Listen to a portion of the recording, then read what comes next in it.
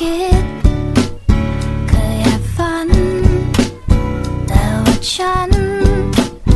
ก็เก็บไว้สิ่งที่รักสิ่งที่หวังในบางครั้งดูห่างไกลจนวันหนึ่งที่เธอเดินเข้ามาจากคนแปลกหน้ากลายเป็นคนรู้ใจเธอเปลี่ยนแปลงชีวิตฉันใหม่ฉันไม่เคยเป็นคนพิเศษของใครมงกุฎดอกไม้